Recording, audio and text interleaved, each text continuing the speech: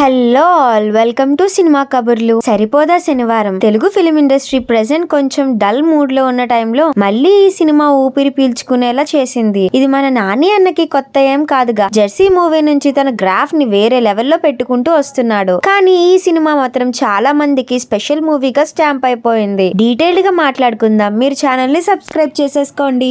First Nani అన్నతోనే start చేద్దామా? లేదు, ఈ సినిమా చూసాక ఫస్ట్ నేను ఎస్జే సూర్య గారితో స్టార్ట్ చేద్దామని ఫిక్స్ అయ్యా. నార్మల్ గా నాని అన్న తన న్యాచురల్ పర్ఫార్మెన్స్ తో ఎమోషన్ ని, యాక్షన్ ని, కామెడీ టైమింగ్ ని మొత్తం అన్నిటినీ కవర్ చేయగలడు. కానీ ఈ సినిమాలో ఎస్జే సూర్య గారు నాని అన్ననే డామినేట్ చేశారు. తన పర్ఫార్మెన్స్ తో ఆడియన్స్ మళ్ళీ షేక్ అయ్యేలా చేశారు. తను డైరెక్టర్ గా వర్క్ చేసేటప్పుడు తనలో ఒక వింటేజ్ డైరెక్టర్ ని ఆడియన్స్ కి చూపించేవారు. కానీ ఎప్పుడైతే యాక్టింగ్ లోకి అడుగు పెట్టారో ఎస్జే సూర్య గారు తనలో ఇంకో కొత్త రకాన్ని ఆడియన్స్ కి పరిచయం చేసుకున్నారు. స్పైడర్ లో విలన్ రోల్ తో ఒక డిఫరెంట్ స్టైల్ ని చూపించారు. మానాడులో మళ్ళీ ఇంకో క్యారెక్టర్ తో ఆడియన్స్ కి బాగా కనెక్ట్ అయిపోయారు. ఇంకా అలా డిఫరెంట్ రోల్స్ సెలెక్ట్ చేసుకుంటూ యాక్టింగ్ లో మంచి స్కోప్ చూపించుకున్నారు. ఇంకా సరిపోదాలో అయితే అతని యాక్టింగ్ తో మాస్ ఆడియన్స్ కి మాస్ స్టఫ్ సరిపోయింది. నాని అన్న as usual show stealer, mass class performance తో ఇరగదీశాడు. అసలు నాని అన్న గురించి ఎంత చెప్పినా తక్కువే. ఈ మూవీ క్రెడిట్స్ మొత్తం వివేక్ ఆత్రేయకే అంకితం చేశాడు. వివేక్ ఆత్రేయ గురించి మాట్లాడుకుందాం.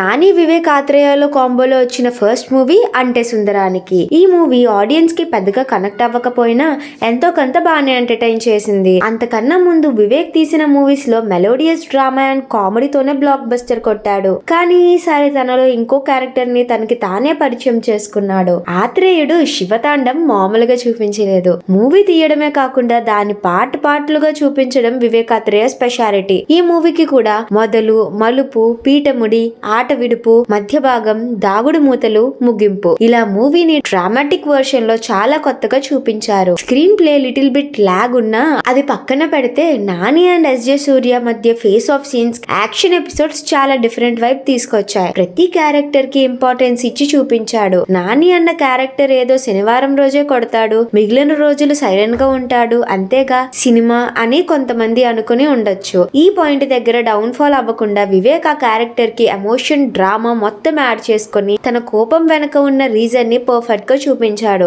అండ్ ఆ కోర్ పాయింట్ లో డిజైన్ చేసుకున్న సీన్స్ కూడా చాలా ఫ్రెష్ గా ఉన్నాయి. మిగిలిన డ్రామాని కూడా ప్రాపర్ వేలో డిజైన్ చేసుకున్నాడు. తను ఈ మూవీ కోసం ఎంత కష్టపడ్డాడో మూవీలో ప్రతి ఫేమ్ లో కనిపించింది. మూవీ ప్లాట్ కి తగ్గట్టు సోకులపాలెం అనే వరల్డ్ ని బిల్డ్ చేసుకుని ఏదో ఫార్మాలిటీ టైప్ లో కాకుండా కొత్త పాయింట్ తో ఎంగేజింగ్ మోడ్ లో ఆ వరల్డ్ సెటప్ కి కూడా ఒక ఇంపార్టెన్స్ ఇచ్చాడు. భయానికి, ధైర్యానికి, కోపానికి మధ్య రివాల్వ్ అయ్యే స్టోరీ. సో మూవీ కూడా ఫైనల్ కి వచ్చేసరికి ఒక సాటిస్ఫాక్షన్ ఇస్తుంది. Vivek Athreya take a bow man. Mass audience పిచ్చెక్కిపోయేలా చేసావు. అండ్ ఫ్యామిలీస్ కూడా ఈ మూవీ పక్కా ఎంటర్టైన్ అవుతారు. మనం మాట్లాడుకోవాల్సిన ఇంకో మెయిన్ మనిషి మ్యూజిక్ డైరెక్టర్ జేక్స్ బిజాయ్. మూవీకి బిగ్గెస్ట్ పిల్లర్ భయ్యా. బ్యాక్గ్రౌండ్ స్కోర్ తో పూనకాలు తెప్పించాడు. ఫ్యూచర్ లో పక్కా one of the main busiest person గా మారిపోతాడు. ఆడియన్స్ మ్యాడ్ అయిపోయేలా మూవీ స్టార్టింగ్ నుంచి లాస్ట్ వరకు ప్రతి సీన్ కి గూస్ బంప్స్ వచ్చేలా పూనకాలు తెప్పించాడు. రీసౌండ్ లో వచ్చేసాయి. Interval bang and climax portions దగ్గర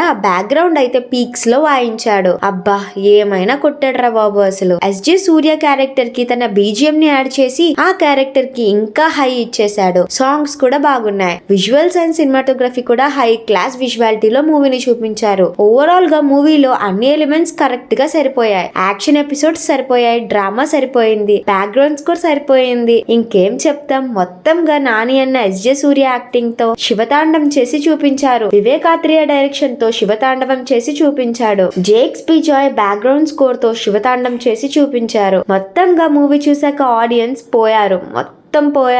మూవీ చూసి సాటిస్ఫై అయిపోతున్నారు. మీరు కూడా ఇంకా మూవీ చూడకపోతే ఇప్పుడే టికెట్స్ బుక్ చేసుకుని షోని ఎంజాయ్ చేయండి.